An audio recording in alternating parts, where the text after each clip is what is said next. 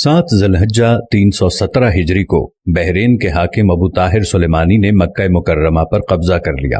خوف و ہراس کا یہ عالم تھا کہ اس سال حج بیت اللہ نہ ہو سکا، کوئی بھی شخص عرفات نہ جا سکا۔ انا للہ و انا الیہ راجعون۔ یہ اسلام میں پہلا ایسا موقع تھا کہ حج بیت اللہ نہ ہو سکا۔ اسی ابو طاہر نے حجر اسود کو بیت اللہ سے نکالا اور اپنے ساتھ بحرین لے گیا۔ پھر بنو عباس کے خلیفہ مقتدر نے ابو طاہر سے معاہدہ کر کے فیصلہ کیا اور 3000 دینار دیا اور حجر اسود خانہ کعبہ کو واپس کیا گیا۔ یہ واپسی 339 کو ہوئی، گویا کہ 22 سال خانہ کعبہ حجر اسود سے خالی رہا۔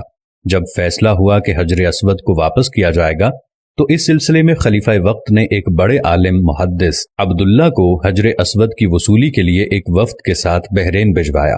یہ واقعہ علامہ سیوطی کی روایت سے اس طرح نقل کیا گیا ہے کہ جب شیخ عبداللہ بحرین پہنچے تو بحرین کے حاکم نے ایک تقریب کا اہتمام کیا اور ان کو بتایا گیا کہ اس تقریب ہی میں حجر اسود کو ان کے حوالے کیا جائے گا۔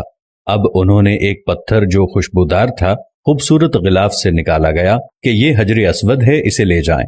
محدث عبداللہ نے فرمایا کہ نہیں، بلکہ حجر اسود میں 2 نشانیاں ہیں، اگر اس میں یہ نشانیاں پائی جائیں تو یہ حجر اسود ہوگا، ورنہ یہ حجر اسود نہیں ہے۔ ایک تو یہ کہ حجر اسود ڈوبتا نہیں ہے، دوسرا یہ کہ آگ سے بھی گرم نہیں ہوتا۔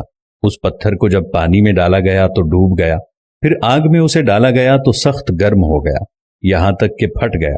محدث عبداللہ نے فرمایا یہ ہمارا حجر اسود نہیں۔ پھر دوسرا پتھر لایا گیا، اس کے ساتھ بھی یہی عمل ہوا اور وہ پانی میں ڈوب گیا اور آگ پر گرم ہو گیا۔ فرمایا کہ ہم اصل حجر اسود ہی لیں گے۔ پھر اصل حجر اسود لایا گیا اور آگ میں ڈالا گیا تو ٹھنڈا نکلا، پھر پانی میں ڈالا گیا تو پھول کی طرح پانی میں تیرنے لگا۔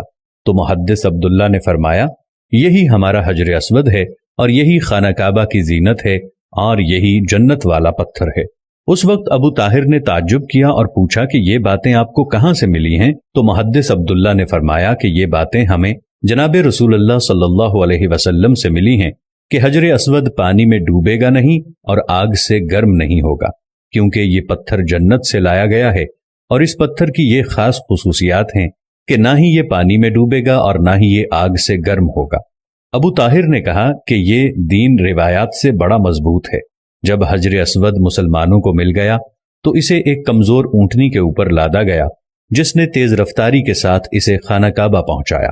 اس اونٹنی میں زبردست قوت آ گئی کیونکہ حجر اسود اپنے مرکز بیت اللہ کی طرف جا رہا تھا، لیکن جب اسے خانہ کعبہ سے نکالا گیا تھا اور اسے بحرین کی طرف لے جا رہے تھے تو جس اونٹ پر لادا جاتا تھا وہ مر جاتا، حتیٰ کہ بحرین پہنچنے تک 40 اونٹ اس کے نیچے مر گئے اور ایک کمزور سی اونٹنی نے بحرین سے واپس بیت اللہ کی طرف وہ سفر بہت آسانی سے طے کر لیا۔